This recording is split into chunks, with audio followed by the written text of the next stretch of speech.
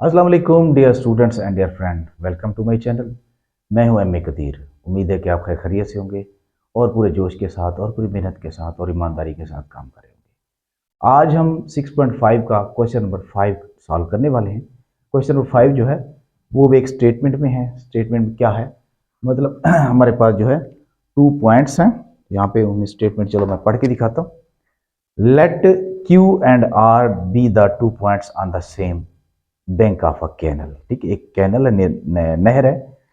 ये उसका एक ही किनारे पर ये क्यू और आर जो है ये 2 पॉइंट्स हैं एक ही किनारे पर, सेम किनारे पर, जो सेम बैंक पर। ठीक है, the point P is placed on the other bank straight to point R. जो पी है, पी जो है ये नहर के दूसरे किनारे पर एक पॉइंट है। ठीक है, फिर हमने क्या किया है, पी को क्यू के साथ ज्वाइन कर लिया और क्यू को पी को आर के साथ ज्वाइन कर लिया। ये तो सेम पॉइंट है। ठीक है, इनको आपस में तो एक राइट एंगल ट्राइंगल बन गई। ठीक है, अब राइट एंगल ट्राइंगल में हमने इसमें फाइंड क्या करना है, उन्हें कहा है कि find the width of the canal.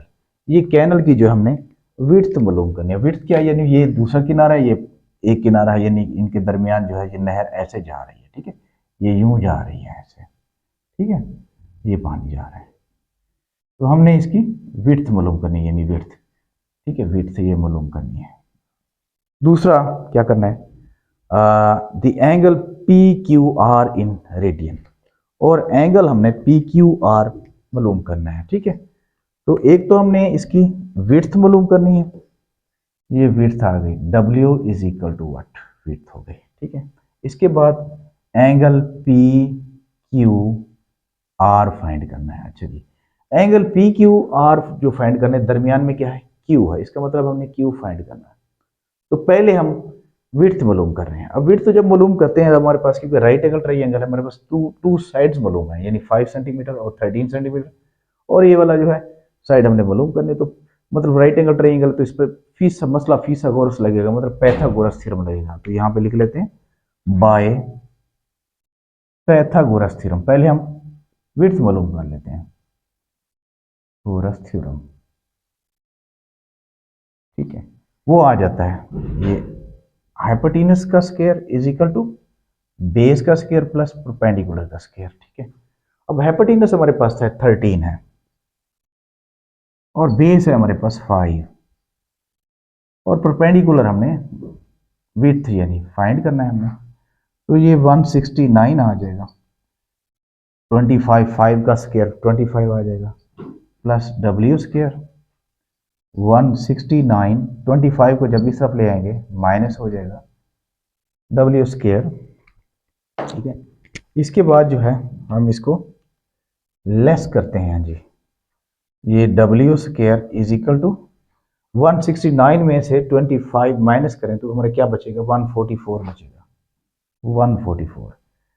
तो इन दोनों का हम स्क्वायर रूट ले लेते हैं, तो W इज इक्वल टू ये आ जाएगा हमारे पास 12 सेंटीमीटर। 144 का अगर स्क्वायर रूट लें तो क्या कितना आ जाता है, 12 सेंटीमीटर आ जाता है। तो ये आंसर आ जाएगा हमारा, यानी विड्थ ये आ गई। इसके बाद हमने मालूम करना है angle P Q are. Angle P Q R मालूम करना है, तो मतलब यूं कर लेंगे। अब देखो एंगल पी क्यू आर मालूम करना है तो हम क्या करेंगे, हमारे पास अब डब्ल्यू आ गया है। डब्ल्यू क्या आ गया है हमारे पास, ये 12 आ गया है। 12 विड्थ हमने फाइंड कर ली है।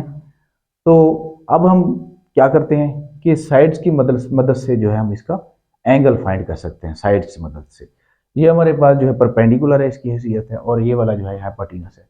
अब परपेंडिकुलर और हाइपोटेनस को मिलाएं तो परपेंडिकुलर और हाइपोटेनस आ जाता है साइन। ठीक है, तो यहाँ लिख लेते हैं साइन,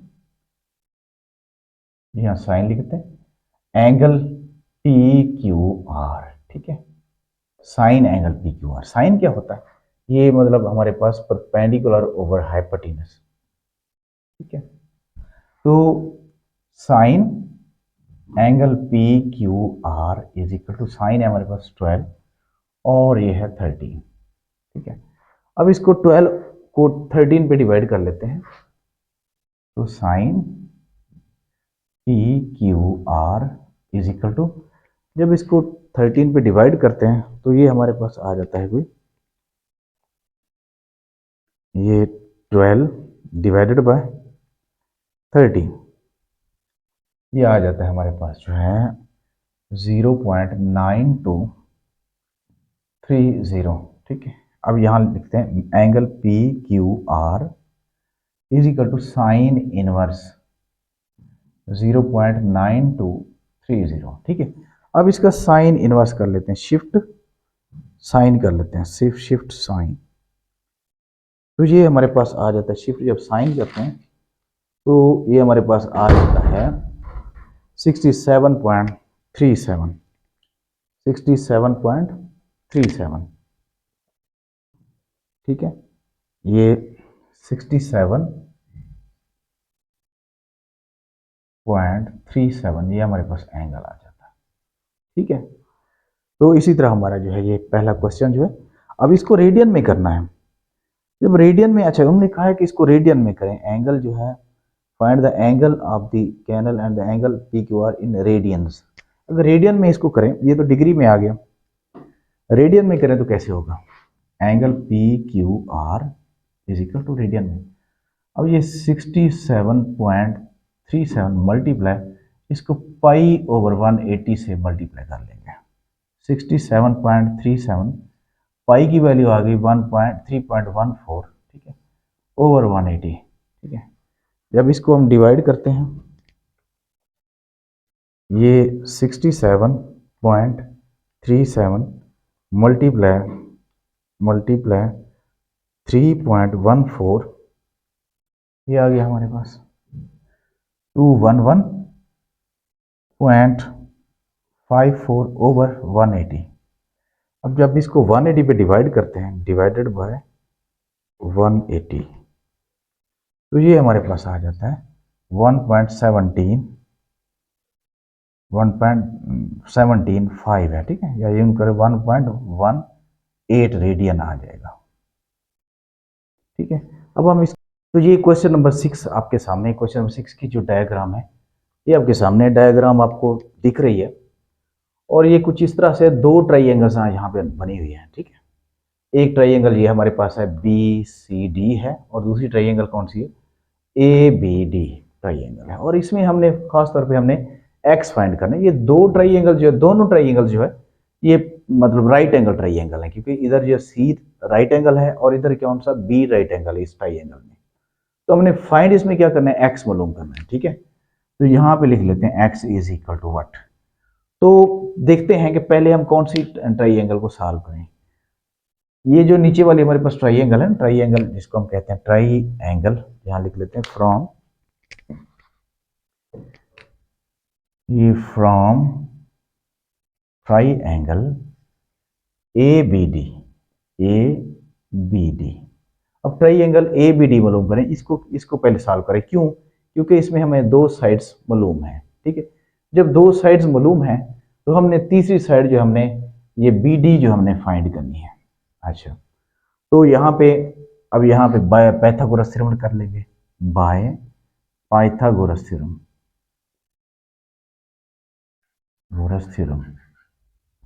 क्योंकि राइट एंगल में दो साइड जब मालूम हो तो हम पाइथागोरस थ्योरम लगाते हैं। तो ये आ जाएगा हाइपोटेनस का square is equal to base का स्क्वायर और प्लस परपेंडिकुलर का स्क्वायर। अब सवाल ये पैदा होता है कि हाइपोटेनस, बेस और परपेंडिकुलर कौन से बन रहे हैं, हाइपोटेनस, बेस और परपेंडिकुलर कौन से बन रहे हैं। अब ये वाला जो है सबसे लंबी जो हमारे पास जो साइड होती है, ठीक है, ये राइट एंगल के सामने जो हमारे, ये राइट एंगल ये है ना, इसके सामने जो हमारे पास जो साइड होती है ये वाली, ठीक है, इसको हम क्या कहते हैं, हाइपोटेनस कहते हैं। राइट एंगल के सामने वाली जो साइड होती है ना, इसके राइट एंगल के सामने वाली साइड मतलब कौन सी हो गई, ये वाली साइड जो होगी हाइपोटेनस होगी। इधर जो है इस ट्राइंगल में हाइपोटेनस कौन सा बनेगा, ये वाला बी डी बनेगा, और इस ट्राइंगल में ए डी बनेगा, क्योंकि राइट एंगल ट्राइंगल के अपोजिट सामने जो साइड बनती है वो सबसे बड़ी साइड होती है जी। तो अब हाइपोटेनस हमारे पास क्या है, 17 का स्क्वायर इज इक्वल टू, अब बेस जो है, बेस हम इसको बना लें चाहे इसको बना लें, ठीक है, अब बेस इसको बना लेते हैं, ठीक है, ये 10 हो जाएगा, प्लस परपेंडिकुलर हमने फाइंड करना है, ये परपेंडिकुलर फाइंड करना है, चलें परपेंडिकुलर फाइंड करना है, तो ये 17 आ जाएगा, 289 इसका स्क्वायर आ जाता है, 10 का आ जाता है 100 प्लस पी स्क्वायर और 289 माइनस 100 कर लेंगे is equal to P square. तो यहाँ पे मैं लेके आता हूँ जी, ये P square is equal to 289 में से 100 निकालें तो 189 हो जाएगा। तो पी स्केयर इसका अंडर रूट ले लेंगे। आपको पता है स्केयर को मतलब खत्म करने के लिए स्केयर रूट लेते हैं। तो यहाँ p इज इक्वल टू 189 के हम क्या कर लेते हैं, फैक्टर बना के देखते हैं। 3 6 आर 3 3 जार 9, 3 2 जार 3 1 जार 3 7 जार और 7 1 जार। तो देखिए यहाँ पे 3 मल्टीप्लाई 3 मल्टीप्लाई 3 मल्टीप्लाई 7, ये हमारे पास फैक्टर बने हैं। और इसमें जो पेयर बन रहे हैं ये बन रहा है p इज इक्वल टू 3 का स्केयर और ये वाले दो सिंगल सिंगल हैं, तो इनका अलहदा हम स्केयर रूट ले लेंगे, इनका अलहदा ले लेंगे। तो स्केयर से स्केयर रूट कैंसिल हो जाएगा। तो p is equal to 3 into 3 7 जार 21। तो ये हमारे पास जो आ गया है क्या, परपेंडिकुलर, यानी 3 इंटू 21, सॉरी 3 इंटू 21 सेंटीमीटर ये आ गया। ठीक है, अब हमारे पास जो है बच गई है ये वाली ट्राइंगल जो है, उसमें हम x फाइंड करने वाले हैं। ठीक है, तो इसी तरह अब इसको यहाँ पे फिर पाइथागोरस थ्योरम लगा देंगे। यहाँ पे एक पोर्शन हो गया। अब यहाँ पे H square is equal to B square plus P square. अब यहाँ पे हाइपोटेनस कौन सा बनेगा, आपको पता है कि ये हमारा राइट एंगल ट्रायंगल, इसके सामने वाली जो साइड है वो हाइपोटेनस बनेगा। ठीक है, तो यहाँ पे लिख लेंगे 3 इंटू 21 का square is equal to base क्या है, बेस हम इसको बना लेते हैं 8 आ जाएगा। हाँ, फिर इसमें भी हमने परपेंडिकुलर हमारे पास x है। तो अब देखिए 3 का स्केयर लेन 9 हो जाता है, और स्केयर से स्केयर रूट कैंसिल और 9 21 वैसे आ जाएगा, और यहाँ आ जाएगा 8 का 64 प्लस ये x स्केयर। तो ये 9 1 जार 9, 9 2 जार 18। ठीक है, अब 64 इस तरफ आएगा माइनस हो जाएगा is equal to x square. तो 89 में से 64 को माइनस करें, 189 माइनस 64, तो ये हो जाता है कोई x square is equal to 125। तो अब इसका स्केयर रूट ले लेंगे। हाँ जी, तो ये आ जाएगा कोई हमारे पास x is equal to 5 multiply 5 multiply 5। हाँ जी, तो x इज इक्वल टू ये 5 का स्केयर इधर 5, x is equal to 5 into under root 5, ये सेंटीमीटर की हमारे पास x की वैल्यू आ जाएगी। उम्मीद है ठीक है। हाँ जी, ये हमारा क्वेश्चन ठीक है। तो नेक्स्ट क्वेश्चन करने की कोशिश करते हैं। ये हमारा क्वेश्चन नंबर गालबन 6 था। ठीक है, अब 7 करते हैं। हाँ जी, 7 क्वेश्चन है।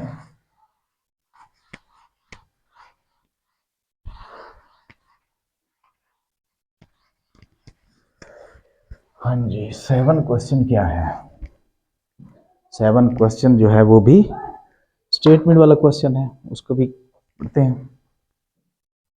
अब ये है 7 question.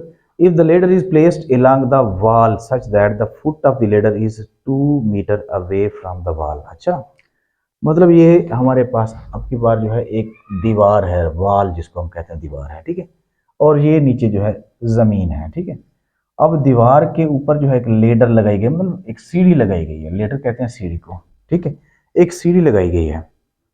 If the ladder is placed along the wall such that the foot of the ladder is 2 metre away। अब सीढ़ी का जो फुट है, मतलब ये सीढ़ी लगाई गई है लेडर में, यहाँ पे चलो नक्शा बना लेता हूँ। ठीक है, सीढ़ी का जो फुट है वो कितना है, 2 metre away from the wall. ये 2 metre away from the wall सीढ़ी का जो फुट है, ये ए बी और इसको सी कर लेते हैं। ठीक है, if the length of ladder is 8 metre, नहीं लेडर जो सीढ़ी की लेंथ है वो 8 मीटर है, तो मालूम क्या करना है, find the height of the wall, जो वॉल की जो हाइट है ना ये वाली एच हाइट, ये हमने फाइंड करनी है। ठीक है, दीवार की हाइट फाइंड करनी है। तो ये हमारे पास फिर एक राइट एंगल ट्राइंगल बन गई। ठीक है, हाइट फाइंड करनी है, यहाँ लिख लेते हैं height H is equal to what. फिर वही पैथागोरस थ्योरम बाय, यहाँ लिख लेते हैं by Pythagoras theorem, Pythagoras theorem ठीक है। ये हाइपोटेनस का square is equal to base का स्क्वायर प्लस परपेंडिकुलर का स्क्वायर जी। हाइपोटेनस हमारे पास 8 हो गया, बेस है 2 और परपेंडिकुलर है h, तो 64, 2 का स्क्वायर 4 आ गया, ये h स्क्वायर 64, 4 इस तरफ आएगा माइनस हो जाएगा, ये h स्क्वायर ये 60 बच जाएगा। ठीक है, अब इसको यहाँ पे h square is equal to 60, तो स्क्वायर रूट ले लेंगे by taking square root on both sides.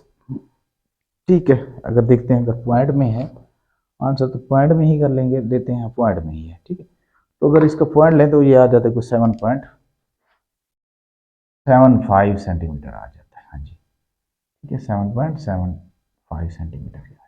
ठीक है, तो ये हमारा आंसर है 7.75, ये हाइट है हमारी जो दीवार है उसकी हाइट है। तो नेक्स्ट क्वेश्चन देखते हैं अभी। नेक्स्ट क्वेश्चन में फिर एक ट्राइंगल है, उन्होंने एक बनाई है, क्वेश्चन नंबर 8 है। ठीक है, उन्होंने एक रेक्टेंगल से ट्राइंगल बनाई है, ये रेक्टेंगल है ना हमारे पास, ये रेक्टेंगल। ठीक है, और ये है ए बी, और इसका ये डायगोनल जा रहा है जी। ठीक है, और यहाँ पे उन्हें x+9 मीटर लिख लिया है और इधर x+7 मीटर है। ठीक है, और इधर x है, मीटर है, तो ए भी यहाँ पे सी और यहाँ पे डी। तो फाइंड क्या करना है, फाइंड हमने x मालूम करना है जी। यहाँ पे दिए गए the diagonal of the rectangle field A B C D is x+9, ये x+9 मीटर ये डायगोनल है। फिर इसके बाद जो है and the sides are x+7 and x, जो साइड्स है एक साइड ये है दूसरी साइड ये है, तो ये एक हमारे पास जो है राइट एंगल ट्राइंगल बन गई है। तो हम इसको सॉल्व करते हैं। हाँ जी, कैसे सॉल्व करें जी, ये हमारा परपेंडिकुलर हो गया, ये बेस हो गई और ये क्या हो गई, हाइपोटेनस हो गया। ठीक है, क्योंकि जो हमारा राइट एंगल ट्राइंगल उसके अपोजिट जो होता है वो हाइपोटेनस होता है। तो यहाँ लिख लेते हैं by Pythagoras theorem, Pythagoras theorem जी। ये हाइपोटेनस का स्क्वायर, बेस का स्क्वायर प्लस परपेंडिकुलर का स्क्वायर जी। अब हाइपोटेनस हमारे पास x+9 का स्क्वायर और बेस है हमारे पास x+7 और ये हमारे पास है x, फाइंड करना है। हाँ जी, अब ये है हमारे पास x+9 जो है, इसको कैसे करना है, a प्लस बी का जैसे स्क्वायर होता है। ठीक है, a प्लस बी का स्क्वायर आपको मैं चलो याद दिलाता जाऊँ कैसे बनता है a प्लस बी का स्क्वायर। ये है a प्लस बी का स्क्वायर जो होता है A square plus B square plus 2ab, इसको ऐसे करेंगे। तो इस तरह एक्स ए हो गया और 9b हो गया, तो a का स्क्वायर यानी x का स्क्वायर प्लस b का स्क्वायर यानी 9 का 81 हो गया प्लस 2ab इन दोनों को मल्टीप्लाई करके 2 से मल्टीप्लाई करना है, 9x 9 2 18x हो जाएगा इज इक्वल टू। इसी तरह हमने ये इसका भी ऐसे लेना है x+7 का, तो ये आ जाएगा हमारे पास x square plus 49 plus 7 1 7 7x और 14x हो जाएगा प्लस एक्स स्क्वायर। ठीक है, तो अब इनको एक ही साइड पे ले लेंगे, एक ही साइड पे ले लेते हैं, ये आ जाएगा हमारे पास x square plus 81 plus 18x minus x square, इसको इस तरफ ले आते हैं तो साइन चेंज हो जाएगी, -49 -14x minus x square is equal to 0। अब देखो ये प्लस का एक्स स्क्वायर है और ये माइनस का एक्स स्क्वायर, तो ये कैंसिल हो गया, तो यहाँ ये माइनस एक्स स्क्वायर यहाँ पे शुरू में आ जाएगा हमारे पास जो वेरिएबल है। ठीक है, अब इसके बाद ये 14x है और यहाँ 18x, 18 प्लस का है 14 माइनस का है, तो ये आ जाएगा हमारे पास प्लस का 4x बच जाएगा, 18 में से 14 को माइनस कर प्लस का 4 आ जाता है। और इसी तरह हमारे पास 81 है और 49 है, 81 में से 49 को अगर हम माइनस करें तो कितना आ जाता है जी, ये आ जाता है कोई 9 को 49 से माइनस करें, हाँ जी, हाँ जी ये आ गया, ये 81 माइनस 49 32 आ जाता है जी। हाँ जी 32 32। अब शुरू में हमारे पास माइनस आ गया है, अगर इसको रहने दें तो रहने दें, अगर इसको पॉजिटिव करना चाहते हैं, शुरू में माइनस आ गया तो ज़्यादा इजी रहेगा। तो 1 कामा ले लिया करें, एक्स स्क्वायर, जब 1 कामा लेंगे तो साइन सारी चेंज हो जाएंगी, तो ये आ जाएगा -4x - 32 इज इक्वल टू 0। तो यहाँ पे हम लिख लेंगे -1 को दोनों तरफ से हम डिवाइड कर लेंगे, -4x - 32 इज इक्वल टू 0, दोनों तरफ से -1 डिवाइड हो जाएगा, तो -1 से -1 cancel, x square -4x - 32 is equal to 0। अब 32 1 जार 32, अब इसके हम फैक्टर बना लें, 4 8 जार 32 आ जाएगा, -4 चाहिए ना, तो 8 माइनस का होना चाहिए और 4 प्लस का होना चाहिए, ठीक है, -32। ये फैक्टराइजेशन पहले भी हम कर चुके हैं काफ़ी सारे, ठीक है। अब इधर मैंने इसको ज़्यादा एक्सप्लेन करने की ज़रूरत नहीं है, ठीक है। यहाँ पे अब इधर ये हमारे पास पेयर बन गया, ये भी पेयर बन गया, तो इसमें से x कामा ले लेंगे, -8, इधर से हम 4 कामा ले लेंगे, x - 4 8 जार 32, ये हो गया। अब इसी तरह x - 8 और x + 4 इज इक्वल टू 0, यहाँ हम लिख लेते हैं x - 8 is equal to 0, x + 4 is equal to 0, ये वाला भी 0 के इक्वल है, ये वाला भी 0 के इक्वल है, ठीक है। अब यहाँ पे x इज इक्वल टू 8 आ जाएगा, 8 सेंटीमीटर, ठीक है।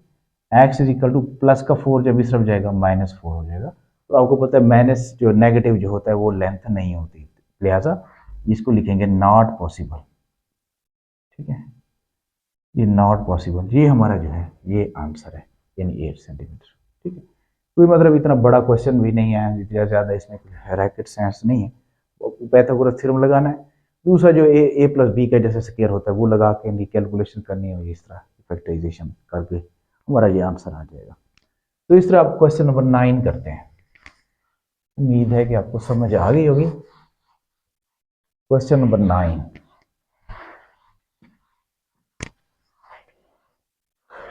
हाँ जी, क्वेश्चन नंबर 9 वो क्या है?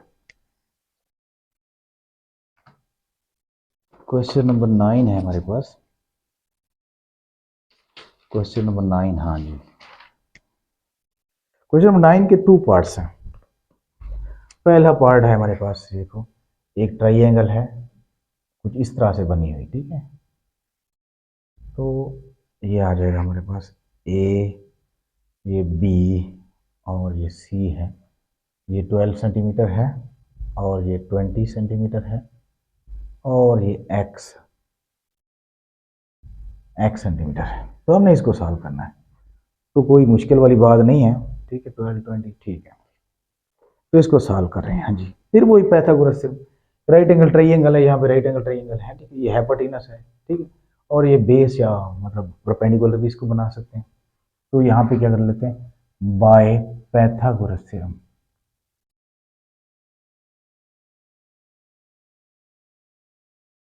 ठीक है। तो h का square is equal to base का स्क्वायर प्लस परपेंडिकुलर का स्क्वायर। h हमारे पास है 20, हाइपोटेनस जो है 20 है, 20 का स्क्वायर, और बेस हमारे पास है 12, चले 12 हो गया, और परपेंडिकुलर है x, यूँ कर लेते हैं। तो ये 400 हो गया, ये 144 हो गया, प्लस एक्स स्क्वायर, ये 400, 144 को जब इस तरफ ले आएंगे माइनस हो जाएगा, तो x square is equal to 400 में से हम 144 को जब माइनस करते हैं तो ये कोई आ जाता है हमारे पास जो है 400 में से 400 माइनस 144, तो ये आ जाता है 256 इज इक्वल टू 256। तो इसका जब हम स्क्वायर रूट लेते हैं, स्क्वायर है ना, स्क्वायर रूट ले लेंगे ना, तो ये 16 आ जाएगा, तो 16 सेंटीमीटर इसका आंसर आ जाएगा, 16 सेंटीमीटर जी, ये हमारा आंसर है। फिर इसके बाद नेक्स्ट क्वेश्चन है, लास्ट क्वेश्चन, लास्ट पार्ट जो है इसका क्या है, लास्ट में एक ट्राइंगल है, ऐसे ऐसे, ये है इस तरह की, तो यहाँ पे एक बाइसेक्टर खींचा गया है, ये ए बी और ये सी है, और इधर भी डी है, इधर है 5 सेंटीमीटर, इधर है 4 सेंटीमीटर, और ये वाला जो है right angle triangle, right angle है, और ये x सेंटीमीटर है जी। तो हमने फाइंड करना है क्या, फाइंड करना है, उन्होंने कहा है कि measurement A B is equal to measurement B C, ये भी दिया है, क्लू दिया है। तो हमने फाइंड करना है एक्स, एक्स फाइंड करना है जी, ये एक्स फाइंड करना है। अब ये दो मतलब हमारे हमारे पास जो है ये, अगर ये दोनों, ये उन्होंने कहा कि A B is equal to B C, ये बराबर है, ठीक है। तो हम क्या करते हैं, अब A B is equal to B C, इसका मतलब यह है कि बी सी अगर 4 सेंटीमीटर है तो ए बी भी 4 सेंटीमीटर है, ठीक है। तो यहाँ लिख लेते हैं 4 सेंटीमीटर, ठीक है। अब इसके बाद देखना यह है कि हमारे पास जो ट्राइंगल डी सी या B D, B C D है, उसमें 2 साइड्स मालूम है, और ये हमारे पास जो ए बी डी जो है इसमें एक साइड मालूम है। तो हम क्यों ना हो कि पहले हम ट्राइंगल जो है जिसमें 2 साइड्स मालूम है उसको पहले सॉल्व कर लेते हैं, उसका ये वाला जो राइट एंगल है वो मालूम करके देखते हैं। तो यहाँ लिख लेते हैं from triangle B B C D, ठीक है, बी सी डी में अब यहाँ पे वही पाइथागोरस थ्योरम, हाइपोटेनस का स्क्वायर प्लस बेस का स्क्वायर प्लस परपेंडिकुलर का स्क्वायर। अब उसमें बेस हमारी बन रही है 4 सेंटीमीटर, यानी हाइपोटेनस बन रहा है ये वाला 5, बेस है 4, और परपेंडिकुलर हमने फाइंड करना है। तो ये 25 इज इक्वल टू 4 4 ज़ा 16, पी 25 माइनस 16 जब करते हैं तो ये आ जाता है हमारे पास P square is equal to 25 में से 16 को माइनस करें तो 9 आ जाता है, ये 9, ठीक है। अब यहाँ पे P square is equal to 9, square root ले लेंगे इसका, P is equal to 3 centimetre आ जाएगा, ये वाला आ जाएगा 3 सेंटीमीटर। अब हमारे पास जो मतलब दूसरी ट्राइंगल है उसमें भी 2 साइड्स हो गई हैं फाइंड मालूम, 2 साइड हमें फाइंड हो गई हैं, मतलब मालूम कर लिया हमने, ठीक है। तो इधर हम दोबारा फिर पाइथागोरस थ्योरम लगाते हैं इस ट्राइंगल में। अब यहाँ लिख लेते हैं, चले थोड़ा सा, from triangle A B D, A B और डी, तो इसमें भी पाइथागोरस थ्योरम, यहाँ पे ये एच का square is equal to B का स्क्वायर प्लस परपेंडिकुलर का स्क्वायर। अब बेस इसमें भी 4 सेंटीमीटर है, और हाइपोटेनस जो है हमने मालूम करना है, यहाँ पे ये एक्स आ गया, बेस है हमारे पास 4 और परपेंडिकुलर है 3, ठीक है। अब हाइपोटेनस भी वही बात है, यहाँ पे राइट एंगल ट्राइंगल है ना, तो इसके अपोजिट जो साइड होगी वो हमारा हाइपोटेनस होगा। तो ये एक्स स्क्वायर 16, 4 का 16 आ जाएगा और 3 का 9 आ जाएगा, x square is equal to 25 हो गया। अब इसके बाद by taking square root on both sides, तो x is equal to 5 centimetre, तो ये हमारे पास आंसर आ जाएगा। तो इस तरह हमारा क्वेश्चन नंबर 9 जो है वो भी सॉल्व हो गया। तो अगली वीडियो में इंशाल्लाह ताला हाजिर होंगे, तब तक के लिए अल्लाह हाफिज़।